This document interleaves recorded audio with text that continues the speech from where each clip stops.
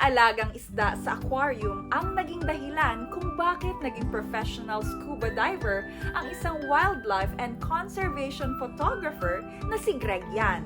Tunghayan ang kwento ng paglawak ng mundo ni Gregg kasama ang mga marine life. Sama-sama tayong ma-inspire through Diver's Eye View.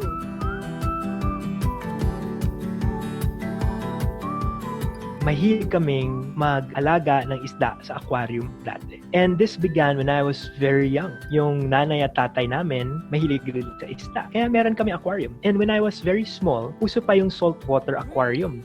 So pumupunta kami ng Cartimar in Pasay City, which is still the hub for saltwater fish. Tapos bumili sila ng 2 clownfish. May seahorse pa nga nun. Tapos may starfish na, alala ko pa yung aquarium na yun. Hours and hours, nakatitig lang ako doon. Captivated by the wonders presented by the sea. So, dahil sa pag-aalaga ng isda, talagang namulat ako at naumpisahan ng aking lifelong interest with oceans and with nature. Advocacy communicator by profession si Gregg. Isa rin siyang wildlife photographer. Many years later, nakapagtrabaho ko sa isang napakagandang conservation organization called WWF. And WWF is an organization that does lots of very good marine conservation work. Ngunit naisip ko, kapag hindi rin ako makababa sa karagatan upang makita kung anong nangyayari sa ilalim ng tubig, ang maiintindihan ko lang ay kalahati ng istorya. So I decided that the only way to really go down and understand the full story on marine conservation is to learn to study scuba diving.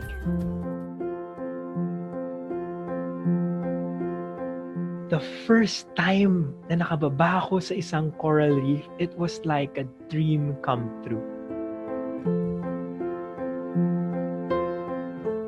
Because for so many years, nakikita ko lang ang mga aquarium fish sa aquarium or sa mga libro. And then to see them out in the wild, face to face. Minsan nag-i-interact pa kayo. Titingnan ka nung clownfish, makikita mo face to face. It's such a magical experience na you feel like you're part of another world. You feel like you're flying. Hilig din ni Gregg ang mga underwater cleanup dive. At isa pa sa mga pinaka-paborito niyang gawin while scuba diving ay ang pag-aralan ang mga nakamamanghang behavior ng mga isda na dating sa aquarium niya lang nakikita. Primarily, when I go down during a dive, I'm there to either study fish or invertebrate. I remember that there's a very cool program called the Reef Check Eco Diver Program. This is being led by another group headed by si Vanny Vergara, a good friend of mine. And then they train scuba divers to be able to conduct research in different coral reefs around the country then. So this is a good example of what we call citizen science, or using a typical activity that you would do anyway and generating useful information na baka magamit ng ating scientists and policymakers to be able to better protect that area. So more often than not, if I'm diving, I'm usually studying fish. Each of them has a very specific and very important role to play in keeping the marine ecosystem in perfect balance. Marami tayong halimbawa tulad ng cleaneras.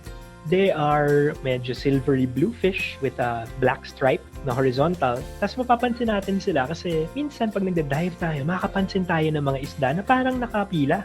Sila nakapila? Ito yung ginagawa nila. Kapag tinignan natin, minsan nakabukas yung kanilang bibig.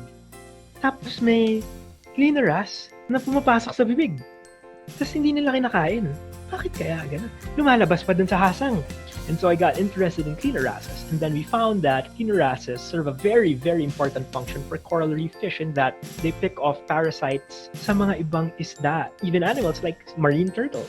Ginagawa nila to. So, just by having cleanerasses in a coral reef, nag-i-improve yung health ng lahat ng nakatira or dumadaan doon.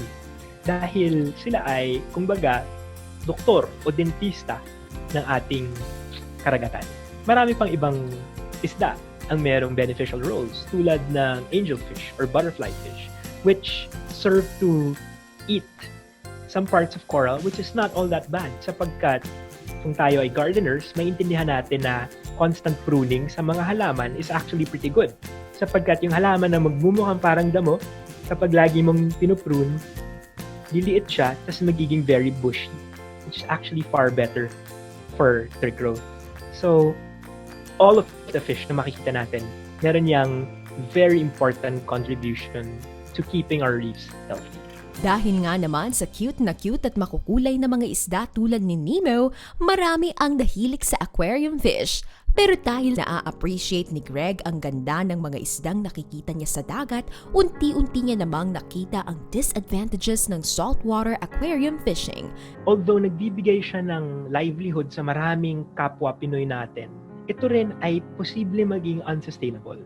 Sapagkat, number one, ang karamihan ng saltwater fish na nahuli dito sa Pilipinas ay namamatay within 1 year of the time na mahuli sila sa isang coral reef up to a year from now sa isang aquarium.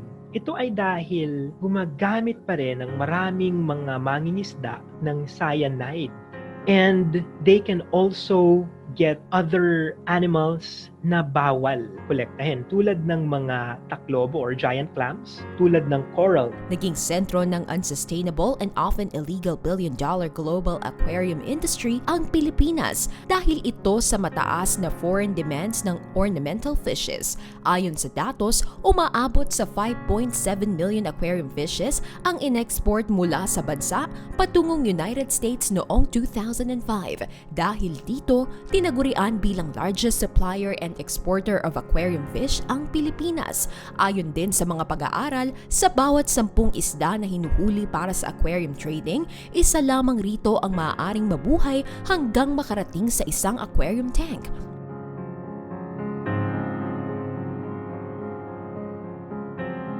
Nangibabaw naman ang advokasya ni Gregg towards protected and sustainable marine resources. Dito nabuo ang kanyang advocacy campaign na Best Alternatives. Ang Best Alternatives ay isang grupo na nag-aaral kung paano maging sustainable ang trade natin sa marine aquarium fish. Kahit pa ang kapalit ay ang kanyang hilig mula sa pagkabata, itinigil niya na ang pag-aalaga ng saltwater fishes sa aquarium.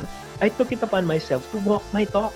Hindi na ako nag-aalaga ng saltwater fish at nag-shift ako to other types of fish like freshwater fish or yung mga isda na fina-farm. So that's one. Number two, if you really want to keep saltwater fish, pwede naman po talaga. Pwede naman. Let's just ensure that we keep hardy species or yung mga klase ng isda na alam nating hindi madaling mamatay sa aquarium. Ito ay ang mga damselfish. Ito yung mga mura lang very colorful. Ito yung mga wrasses, gobies, blennies.